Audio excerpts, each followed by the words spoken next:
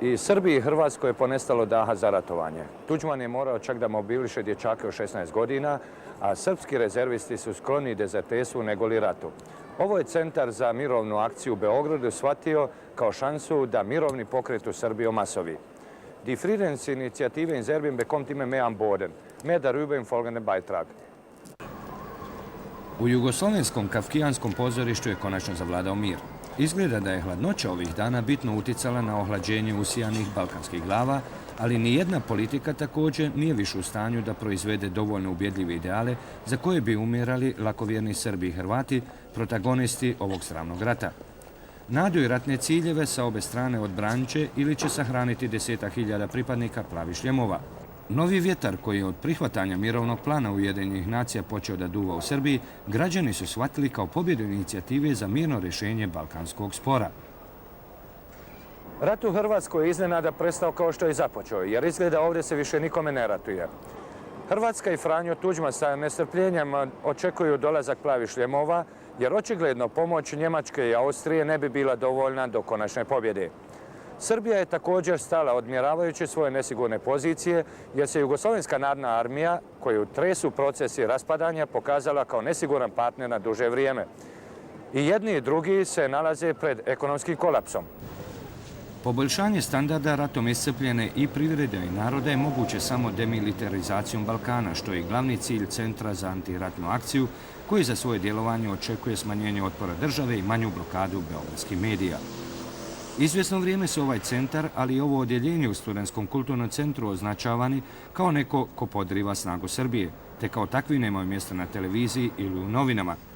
O vrstama akcije centra aktivni član, akademska slikarka Jelena Trpković. Radi se o prikupljanju potpisa građana Beograda. Potrebno je 100.000 potpisa da bi naš zahtev da građani Srbije, vojnici ne služe vojsku van granice Srbije. Do sada smo skupili oko 50.000 potpisa, što je za Beograd jako malo. Treba nam još 50.000. Očekujemo da ćemo to skupiti do 2. februara dokle imamo termin.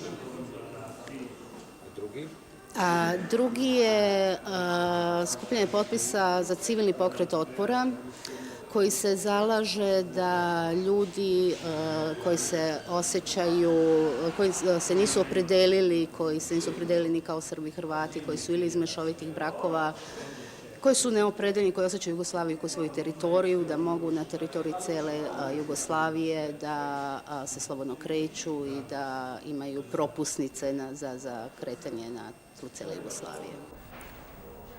Beogradski mirovnjaci veoma uspješno sarađuju sa sličnim organizacijama u svijetu, pa čak i sa onima u Hrvatskoj i Sloveniji.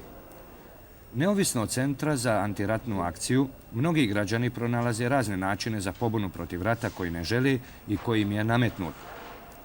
Međutim, beogradski mirovnjaci smatraju da je sve to još uvijek nedovoljno zbog slabog odziva građana i posebno zbog slabog ili nikakvog angažovanja mladih ljudi oko mirovnog pokreta.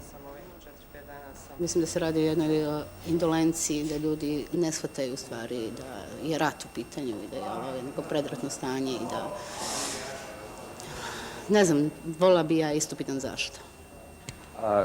Pošto vi ovdje srećete se i sa raznim ljudima koji dolaze, koji su i za, a i protiv, šta kažu ovi protivnici? Zbog čega neće da se potpisuju? Kažu da je rat potreban ili ne kažu ništa, jednostavno se okrenu i odu. Evo ovdje iza nas vidite da su bili ljudi koji su noževima nam i ovaj pano pokidali. Još u septembru prošle godine je Beogradska inicijativa za mir počela sa organizovanjem paljenja svijeća na javnim mjestima. A posljednje nedelja se aktivisti okupljaju pred Skupštinom Srbije i svake večeri pale svijeće za sve ratne žrtve. Aktivni mirovnjaci imaju mnogo problema sa ratobodnim građanima jer se niko ne uzbuđuje kada im provaljuju prostorije ili kada militantne grupe na očigled milicije maltretiraju aktiviste centra dok pale svijeće pred Skupštinom, kojim žele da srpsku vladu upozore na to da veliki broj srpske mladeži odlazi u ekonomsku i političku emigraciju, što će u dogledno vrijeme najviše pogoditi upravo Srbiju.